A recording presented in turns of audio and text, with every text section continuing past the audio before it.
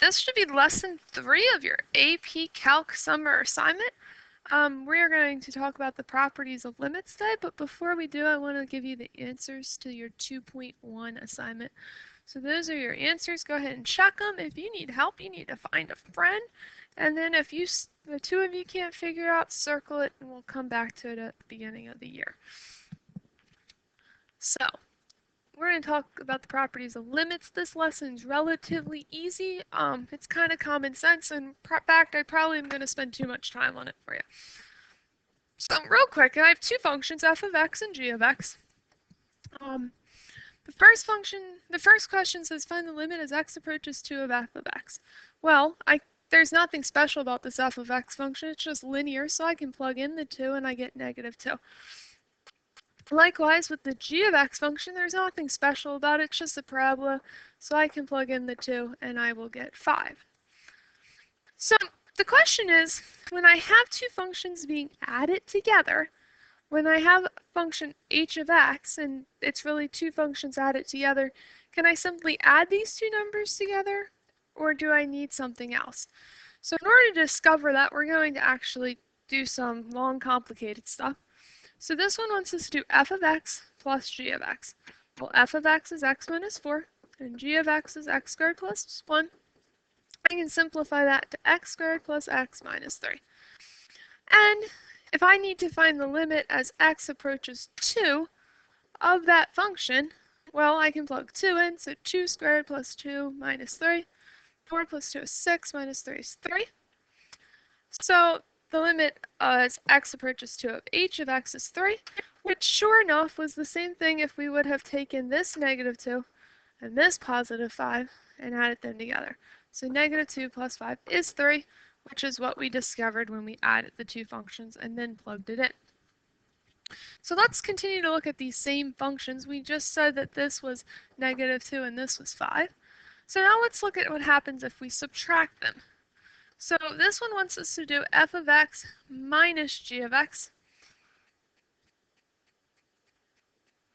So if I take f of x, I have x minus 4.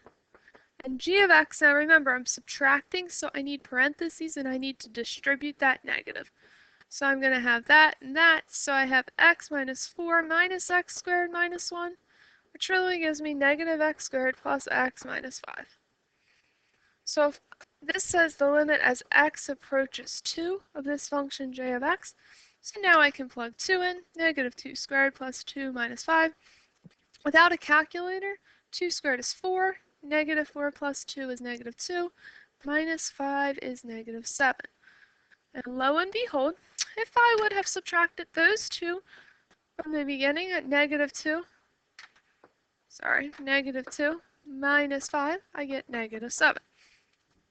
So it's looking like I can just add and subtract limits without doing all this extra work of rewriting the function. So let's see if that continues for other problems. So this is the same list again. This is -2, this is +5. So if I have f of x times g of x, so f of x is x minus 4, g of x is x squared plus 1. In order to rewrite this function, I'm going to have to FOIL, which is kind of a pain.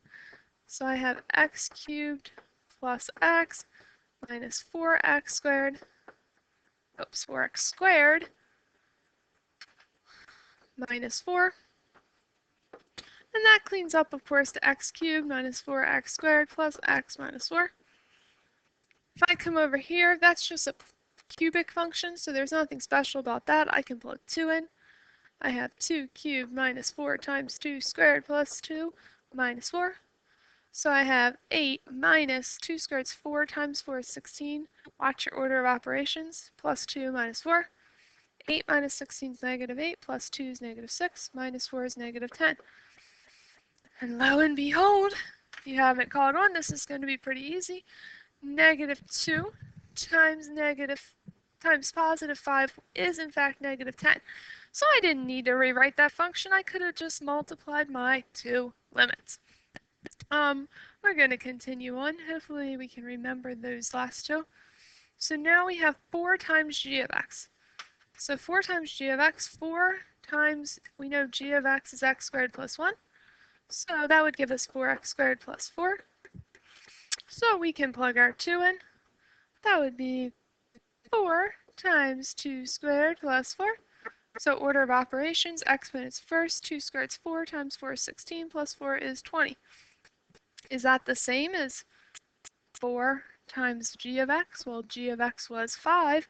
4 times 5 is in fact 20. So I could have saved myself a lot of work and just multiplied 4 times 5. Alrighty, I think you're seeing the pattern here. This is f of x divided by g of x. Well, we know f of x was x minus 4. So we know f of x is x minus 4, and g of x is x squared plus 1. So if we plug 2 in, we have 2 minus 4s, and then 2 squared plus 1. Sure enough, negative 2 over 5, which is obviously f of x divided by g of x. So that's exactly what we got when we plugged in 2. That's exactly what we got when we plugged in 2. Last but not, oh, I think there's actually 2 more. So if we have to square something, so we know f of x is x minus 4. I have to square that. I know that will give me x squared minus 8x plus 16 because I have to FOIL it. If I have to continue to FOIL that, if I continue to FOIL that, I get that, and then if I plug 2 in, I have 2 squared minus 8 times 2 plus 16. So that's 4 minus 16 plus 16, which sure enough is 4. Remember, when we got it earlier, it was negative 2. Negative 2 squared is 4, so it worked. And last but not least, if I need to do the square root of g of x, well, the square root of x squared plus 1 is the square root of x squared plus 1. Obviously, if I plug 2 in, I get 2 squared plus 1, which is square root of 5. So I could have just taken the square root of 5 from the beginning and saved myself some time. So there's also a couple of other easy rules for limits. Oh, that's one we've already done.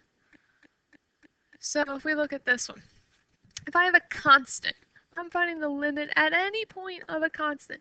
So the limit as y approaches, or the limit as x approaches 3 of 7. That means y 7.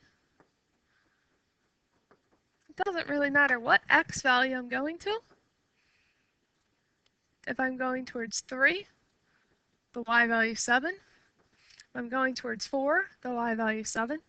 If this 7 becomes an 8, and now I'm going up to 8, they look exactly the same, by the way. Now if x is going towards 4, my y value is 8. And I bet you can guess that this one's going to be negative 5. If y equals negative 5, then every x value is going to have that as its y value. So that must be our limit. So anytime we have x approaching a constant and the function is also a constant, the limit will equal what the function is, or k. If we have a line, so this is y equals x, that's just a straight line. Whoops. That's just a straight line. As x approaches 3, well, when x is 3, I can plug this in. It's just a line. I get 3. When x is 3, y is 3 in this function. When x is 4, y is 4 in this function. When x is negative 2, y is negative 2 in this function. When x is 0, y is 0 in this function. So if I have a line, especially x, and it approaches the constant, well, this time it equals the constant. So let's just summarize all the rules we've done. We have two functions, f of x and g of x, and they're both heading towards the same x value. So they both have the same x values. And we know their limits. So we know the limit of f of x is L, and the limit of g of x is M. If they want us to add, if they want us to add the limits, we can simply add what we know their limits are. If they want us to subtract the limits, we can simply subtract what we know their limits are. Likewise, if they want us to multiply, we can simply multiply. I think you're catching on. If they want us to divide, we can divide. And if they want us to take this any exponent, if they want us to raise it to any exponent, we can simply raise it to any exponent. And then we have these two properties again also. So that's just a quick summary of all of our rules of limits, all of our properties of limits. So let's just try a practice problem. These are super easy once you know what you're allowed to do. So one of the things we discovered is we're allowed to just take the limit if we know x is approaching this number. Say they're both approaching, this is approaching c, and this is approaching c. So we can simply go 5 times what the limit of g of x was, which was 3. So this is 15. This would be 2 plus 3, which is 5. Here we're going to take the two limits and multiply them. So 2 times 3, which is 6. And the last one, they want us to divide them. So 2 divided by 3, and we'll leave it as 2/3. Hopefully this is the easiest part of your summer assignment. All right, so then there's a couple of other functions we need to be really careful about. And the one is whenever there's an absolute value and division. So we need to think about our vertical asymptote here, or what makes the bottom 0. So we know 0 is not allowed in this problem. 0 is undefined. So if we think about the right and left-hand side of this function from 0. So if we think about some positive values. So we know 0 does not exist. We plug in 1, 2, 3. So let's plug in 1. We'd have 1 divided by the absolute value of 1, which is 1. If we plug in 2, we'd have 2 divided by the absolute value of 2, which is 2 divided by 2, which is 1. We plug in 3, we'd have 3 divided by the absolute value of 3. 3 divided by 3 is 1. So if you imagine this graph, we have 0 doesn't exist. At 1 we have 1, 2 we have 1. We always have 1, no matter what the positive value is. But that would be true for 0.5, so we have an open circle at 0 because it cannot equal 0. So now we need to try some negative values. So if we plug in some negative values for x, so -1, now we have 1 divided by the absolute value of -1, which is absolute value of -1 divided by absolute value of -1. So now we have -1 over 1, which we know is -1. We plug in -2, we have -2 divided by the absolute value of -2. So -2 divided by 2 is -1. So on the negative side, all of our values are -1. So let's look at some limits of this function. As x approaches 2.5, well, I can plug 2.5 in. 2.5 over the absolute value of 2.5 is 1. That makes sense because on the right-hand side, all of these are positive. We've already evaluated at 1, 2. 1's 1. And -3, we know that if it's on the negative side, the y value is -1. So then the question is, I'm going to pull my graph down. So then the question, is, well, what about at zeros? So what's happening as we approach 0 from the negative side? So as we come towards 0 from the negative side, what's our y value look like it's going to be? Well, it looks like it's going to be -1. What happens if we approach 0 from the positive side? What does it look like it's going to be? +1, because all the right-hand side's +1. And then we have that pesky question, well, what's the limit as x approaches 0? Well, we need to know the left-hand side and the right-hand side, and we know the left-hand side's -1 and the right-hand side's +1. -1 does not equal +1, so this limit does not exist because the left and right-hand sides are not the same. All right, so then there's a few other ones that we're going to memorize eventually, but we're going to use our calculator to find them the first time. So I'm going to pull my calculator out, and I want to type in sine of x divided by x. So I'm going to clear that out. I'm going to use my alpha y equals button, and I'm going to do the sine of x divided by x. And remember, I'm doing the limit as x approaches 0. So I'm going to do some values on the negative side of 0 and some values on the positive side of 0. So like negative 1's kind of far away from 0. Negative 0.1's getting a lot closer. Negative 0.01's pretty close. All right, it looks like y is getting close to 1 as x gets closer to 0. Let's try from the other direction. If I start at positive 1, if I do positive 0.1, and then if I do positive 0.01, it looks like coming from the positive direction, they're also getting closer to 1.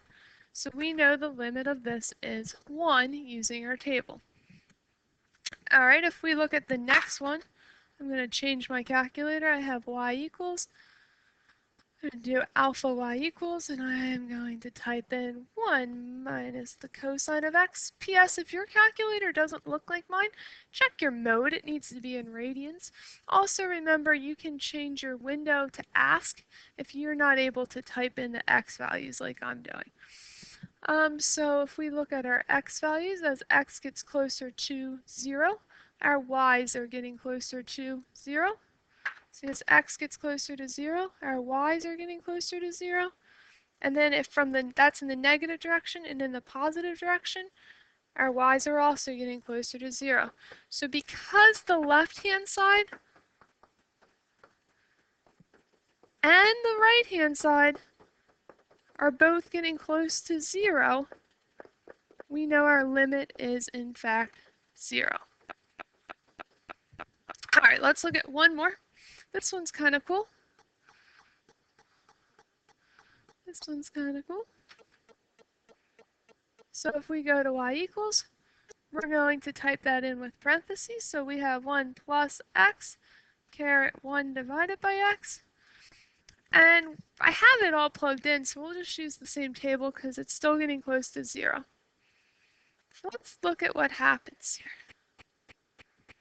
Well, as it gets closer to 1 from the negative direction, or excuse me, as it gets closer to 0 from the negative direction,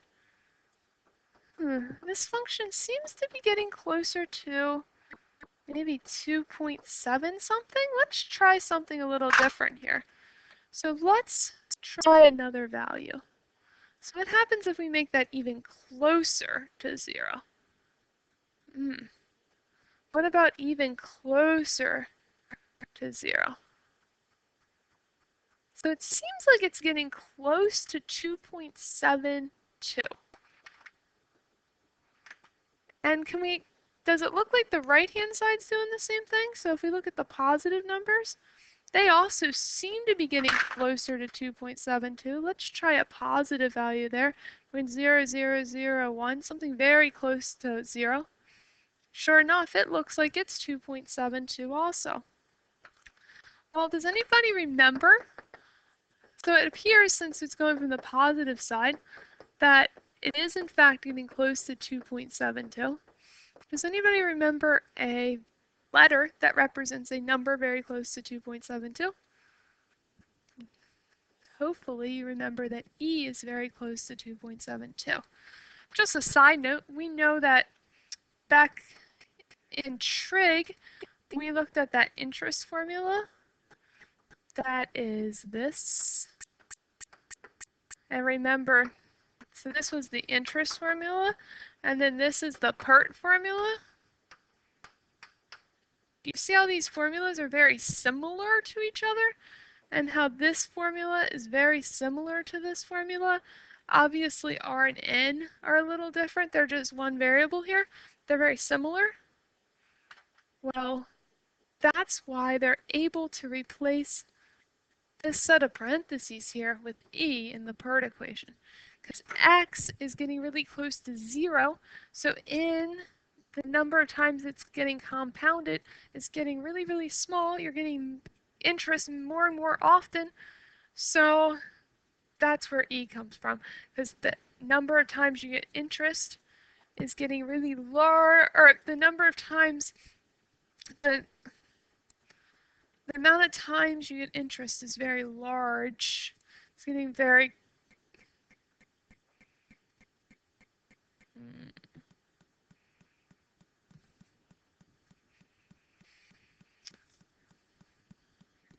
Yeah, so that's where that formula comes from. Sorry, I started to say that incorrectly. So x is getting closer to 0 because you're getting interest more and more often, so it's getting close to compounded continuously. So let's just leave it at that. That was a bonus part anyway. So we're going to just move on to the last slide. What I want you to do is I want you to use your calculator. I want you to use your calculator. I want you to do 8, 9, and 10.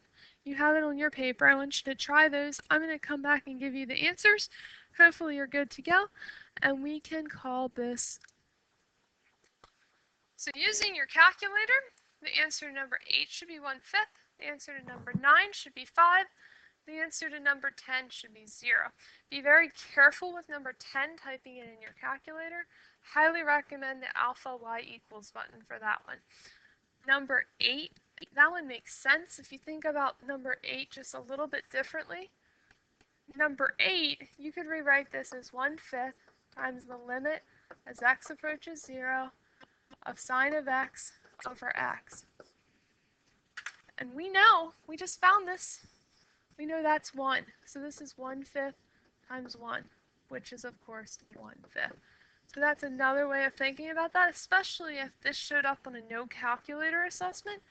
You know this value, now that you've discovered it using your calculator, you know this value so you can use it from this point forward on assessments. All right. So this is your assignment for this section. Be very careful with this assignment. It should be relatively straightforward.